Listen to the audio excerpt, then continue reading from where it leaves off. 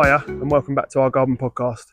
Just me this afternoon, and I wanted to do a quick video on structure and how I've used it in the last few years in my garden um, for backdrops to plants and flowers, for something to grow in or over, like for example ivy growing in my the top of my chimney. Another example is my begonia here in the background. I picked up a pound rusty old part of a gate from a boot fair once. Not once, it was this year.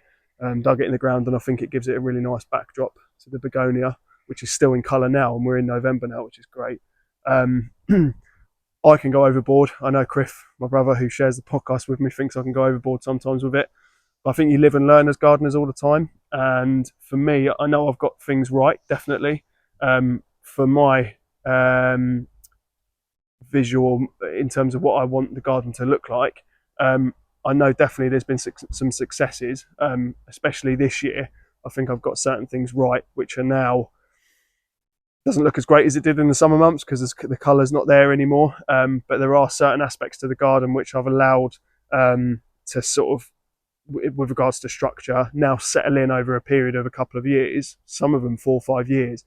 So, for example, I've got a couple of old massive logs, which I got on Facebook Marketplace, actually. And originally I wanted them as seats, but they're far too big for it.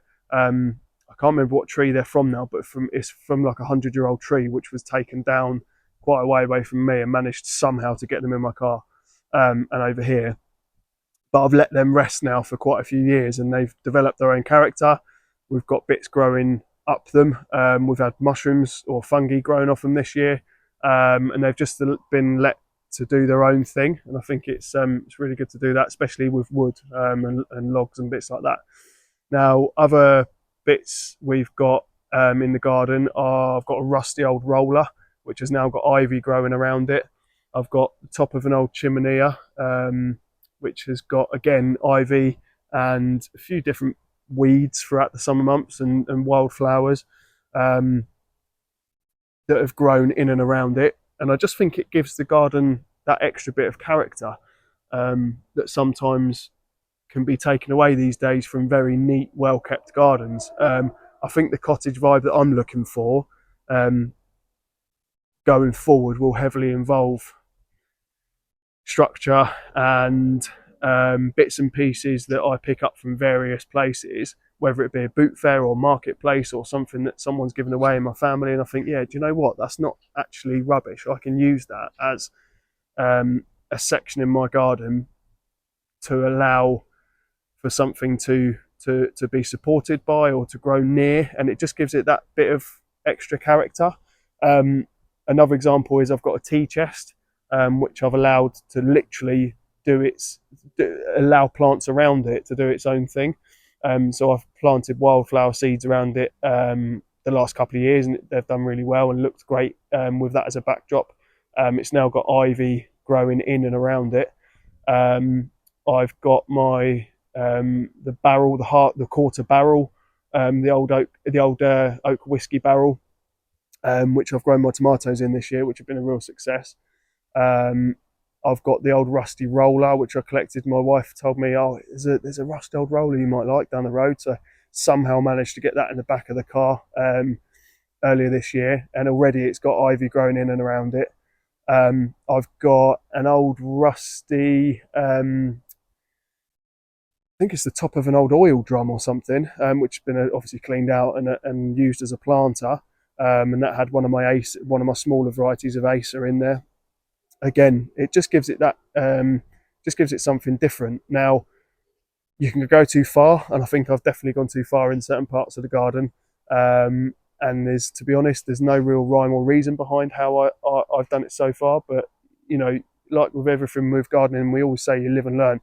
And the good thing is with these bits and pieces, you can literally just pick them up and move them. And if it's not working somewhere, it doesn't look right, or you fancy a bit of a change, it's not planted in the ground. It's left there to do its own thing in terms of what grows in and around it, but you can very easily move them. It's not like moving a tree or an established plant, moving that. they're very easy. You can very easily change the form and structure of your garden if you've got these bits in there. 100% I've gone too far in certain areas. I'm not a hoarder, but I do really like rusty old stuff that yeah, just gives the garden that extra bit of character really. And you can do it on such a good budget as well. So like, you know, things that you can pick up for free these days on Marketplace, or you know, very cheap at boot fairs and, you know, places like that. You know, you can do it on a relatively modest budget and actually make a real difference to your garden. So yeah, I've got probably far too much going on. But again, like I say, it's about learning. It's about developing the garden your own way, in your own time, at your own pace, and seeing what looks good and when. You know, different seasons again change how the garden looks. At the moment, it's getting to be a little bit bare with the acers dropping their leaves, and obviously a lot of the colour's gone now from the summer. But that also kind of strips back a lot of the garden, and you're then able to see some of the things that that you've got over the last few years and put in place, where sometimes they can be covered up completely, you know, during the flowering seasons. So yeah, just a few ideas really of kind of what you can do on a budget to add a little bit more character to your garden, whether it be cottage garden vibe or whatever your creative, whatever your garden space is, and whatever kind of creative mind you've got in your garden. There are definitely ways and means of doing it on a shoestring budget to give it that something different. So yeah, I hope you've enjoyed seeing a few of the ways I've used structure and various random objects that I've collected over the last couple of years. And hopefully you got a little bit of inspiration from it. So yeah, we'll see you again soon.